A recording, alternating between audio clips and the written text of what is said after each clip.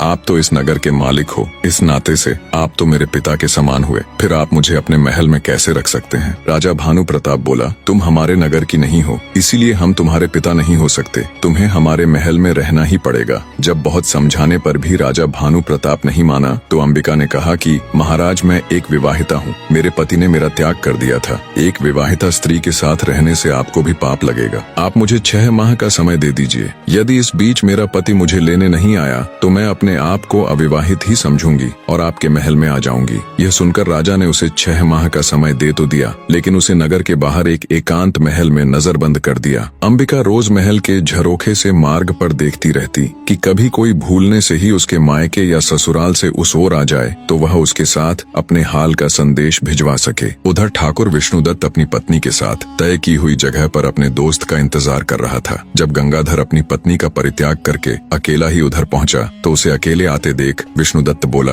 अरे मित्र, तुम अकेले कैसे चले आ रहे हो? मेरी भाभी को कहाँ छोड़ आए? तब गंगाधर ने उसे सारा वाक्य कह सुनाया। सब सुन गुस्से से विष्णुदत्त उसे धिक्कारते हुए बोला, धिक्कार है मित्र, किसी और के अपराध का दंड तुमने अपनी निर्दोष पत्नी को दे दिया। यदि उसके घर वालों ने तुम्हारे नाई की खातिर तुमसे ज्यादा कर दी तो इसमें भाभी का क्या दोष था? इतनी सी बात पर क्या कोई अपनी पत्नी को छोड़ देता है? हमें अभी वापस चलकर भाभी को ले आना चाहिए। गंगाधर ने विष्णुदत्त की बात मान ली। विष्णुदत्त ने अपनी पत्नी को पास ही एक गांव में ठहरा दिया और स्वयं गंगाधर के साथ उसकी पत्नी अंबिका को लाने के लिए निकल पड़ा। गंगाधर ने अपनी ससुराल में लोगों से पता किया तो उसे मालूम हुआ कि उसकी पत्नी अपने मायके नहीं पहुंची थी। ससुराल में ना जाकर वो वहीं से विष्णुदत्त के साथ अंबिका की तलाश में निकल पड़ा। ढूंढते ढूंढते वे दोनों भी उसी नगर में पहुंच गए। अंबिका ने जब महल के झरोखे से उन्हें आते देखा तो तुरंत उसने अपने पति को पहचान लिया और महल के सेवकों से कहकर उन्हें महल में बुला लिया। महल में पहुंचने पर विष्णुदत्त ने अंबिका को अपना परिचय दिया और कहा, भाभी, मेरे मित्र से गुस्से में आपको छोड़ने का अपराध हो गया। वह अपनी करनी पर शर्मिंदा है। अब आप भी बीती बातें भूल जाओ और हमारे साथ अपने घर चलो। गंगाधर ने भी अंबिका से माफी मांगी और चलने के लिए कहा। तब अंबिका ने उन दोनों को अपने साथ घटी सारी बातें विस्तार से बताई और कहा कि पहले हम दोनों को राजा के सामने जाकर उनसे आज्ञा लेनी होगी। वे दोनों राजा के सामने गए। अंबिका ने राजा से कहा कि महाराज, मेरे पति मुझे लेने के लिए आ गए हैं, इसलिए कृपया अब आप हमें जाने की इजाजत दे दीजिए। राजा ने भी अपने वचन का पालन करते हुए अंबिका को अपने पति के साथ जाने की अनुमति दे दी। वे तीनों वहां से निकल पड़े।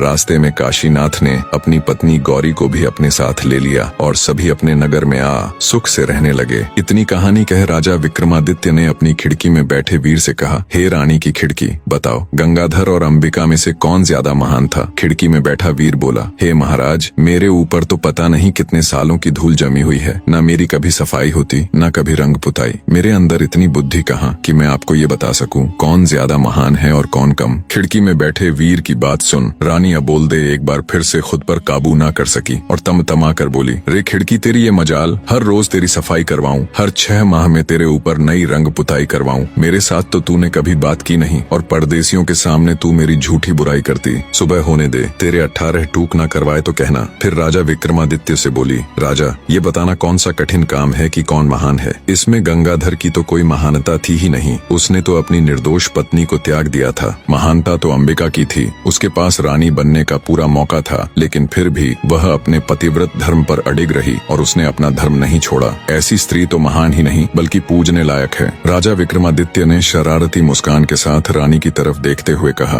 आपने बिल्कुल सही कहा रानी, मैं तो आपका कायल हो गया। फिर राजा विक्रमादित्य ने ढोल वाले से कहा, मार रे ढोलिया ढोल को डंका। रानी अबोलदे तीसरी बार बोली। ढोल वाले ने तेजी से ढोल पर डंका दे मारा। तीसरे डंके की आवाज सुन रानी की कैद में पड़े कैदी खुशी से नाचने गाने लगे। उन्हें पूरा यकीन हो चला था कि उनकी आजादी के बीच अब बस एक पहर और है। इधर रानी अबोलदे भी अब की बार पूरी सजग होके बैठ गई। उसने मन में निश्चय कर लिया कि अब चाहे कुछ भी हो जाए वो चौथी बार नहीं बोलेगी। विक्रमादित्य बोले, भाई, रानी के हार, रात के 3 पहर तो बड़े आराम से कट गए, अब तू भी कुछ सुना जिससे ये आखिरी पहर भी कट जाए। रानी का हार बोला, महाराज, मेरे अंदर इतनी बुद्धि नहीं कि मैं आपको कुछ कह सुनाऊं। हाँ, हुंकारा जरूर भर लूंगा। राजा बोला, ठीक है, 4 दोस्त थे। उनमें एक ब्राह्मण, एक खाती, एक दर्जी और एक सुनार था। एक दिन चारों सलाह मशवरा कर धन कमाने के लिए परदेश चल पड़े। चलते चलते जब शाम हो गई तो वो सब एक जगह ठहर गए। उन्होंने रात को वहीं रुकने का फैसला किया। तय हुआ कि इलाका सुनसान होने के कारण रात के 4 पहरों में बारी बारी सब पहरा देंगे। सबसे पहले पहरा देने का नंबर आया खाती के लड़के का। तीनों सो गए और वो पहरा देने के लिए बैठ गया। बैठे बैठे उसे पास में पड़ा एक बड़ा सा लकड़ी का टुकड़ा दिखाई दिया। सोचा क्यों ना कुछ कारस्तानी की जाए, नींद भी दूर हो जाएगी। उसने अपने औजार निकाले और उस बड़े से लकड़ी के टुकड़े को संवारने लगा। रात का पहला पहर खत्म होते होते उसने उस लकड़ी के टुकड़े को तराश कर एक सुंदर स्त्री का पुतला बना खड़ा कर दिया और दर्जी के लड़के को उठाकर खुद सो गया। जब दर्जी का लड़का बैठकर पहरेदारी करने लगा तभी उसे प्रतीत हुआ कि सामने कोई खड़ा हुआ है। पास जाकर देखा तो एक काठ का पुतला है। पुतले को देख मन ही मन खुद से कहा, क्या खूब कारीगरी की है खाती के लड़के ने, पर मैं भी किसी से कम नहीं। उसने भी अपने सामान से वस्त्र और सुई धागा निकाला और लग गया। रात का दूसरा पहर खत्म होते होते उसने एक सुंदर सी वेशभूषा बनाकर उस स्त्री के पुतले को वो पोशाक और चूड़ियां पहना दी। अब पहरेदारी की बारी थी सुनार के लड़के की, तो वो उसे जगा कर सो गया। नींद तोड़ने के लिए सुनार ने ठंडे पानी से मुंह धोया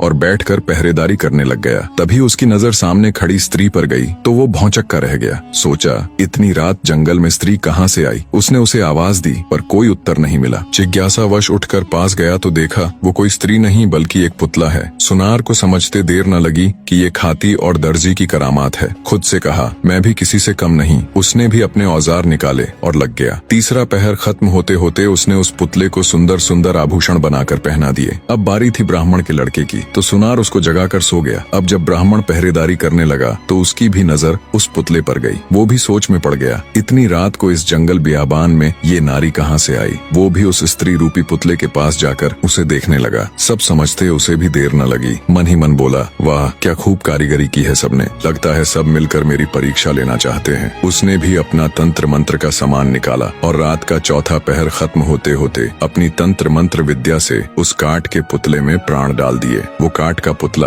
अब एक सुंदर युवती बन चुकी थी। तब तक सुबह हो गई। बाकी तीनों मित्र भी उठ गए। अपने सामने इतनी सुंदर युवती को देखकर उन्होंने जब ब्राह्मण से उसके बारे में पूछा तो उसने सारा किस्सा उनको कह सुनाया और बोला, इस काठ के पुतले में मैंने अपनी मंत्र शक्ति से प्राण डाल दिए, सो अब मैं इसे अपनी पत्नी बनाऊंगा। तब खाती का लड़का बोला, नहीं मित्र, इसे मैंने बनाया है इसलिए इस पर मेरा अधिकार है, ये मेरी पत्नी बनेगी। दर्जी भी बीच में बोल पड़ा कि मैंने इसको इतने सुंदर कपड़े सिलकर पहनाए हैं इसीलिए इस पर तो मेरा हक है। सुनार का लड़का बोला कि ऐसा कैसे हो सकता है, मैंने इसे सुंदर सुंदर आभूषण बनाकर पहनाए हैं इसलिए ये मेरी ही पत्नी बनेगी। खूबसूरत नारी के लिए चारों पुरुष आपस में झगड़ा करने लगे। इतनी कहानी सुनाने के बाद राजा विक्रमादित्य ने हार से कहा, बताओ भाई रानी के हार, उस स्त्री पर सबसे ज्यादा हक किसका हुआ। रानी के हार के ऊपर बैठा हुआ वीर बोला, महाराज मैं तो रानी का एक तुच्छ सा हार हूँ, जिसे रानी ने मन किया तो पहन लिया, नहीं तो फेंक दिया। मेरे अंदर इतनी बुद्धि नहीं कि मैं आपको ये बता सकूं कि उस युवती पर किसका हक ज्यादा है। हार पर बैठे वीर की बात सुन रानी अबोल्दे को गुस्सा तो बहुत आया, पर वो अपने गुस्से को पी गई और कुछ भी न बोली। जब विक्रमादित्य ने देखा कि रानी तो कुछ बोली ही नहीं और रात का चौथा पहर खत्म होने में बस कुछ ही समय बाकी है, कुछ सोचते हुए वे बोले, सुनो रानी के हार, उस युवती पर सबसे ज्यादा हक उस ब्राह्मण के लड़के का है जिसने उस पुतले में प्राण डालकर उसे जीवित किया। राजा की बात सुन रानी के हार पर बैठा वीर तुरंत बोल पड़ा, क्या बात है राजन, क्या खूब न्याय किया है, आपकी तो जय जयकार होनी चाहिए। हार में बैठा वीर बोला, बोलो राजा विक्रमादित्य की जय। बाकी के तीनों वीर भी राजा विक्रमादित्य की जय जयकार करने लगे। राजा विक्रमादित्य की जय, वाह क्या न्याय किया है। इतना सुनते ही गुस्से को दबाए बैठी रानी अबोल्दे फट पड़ी और बोली, इस गलत न्याय पर कैसी जय जयकार। राजा विक्रमादित्य तुम तो बड़े न्याय प्रिय बने फिरते हो, लानत है तुम्हारे ऐसे न्याय पर। पता नहीं तुम्हारा ये न्याय कैसे इस जग में प्रसिद्ध हो गया, ये न्याय पूरी तरह से धर्म विरुद्ध है। आगे रानी अबोल्दे बोली,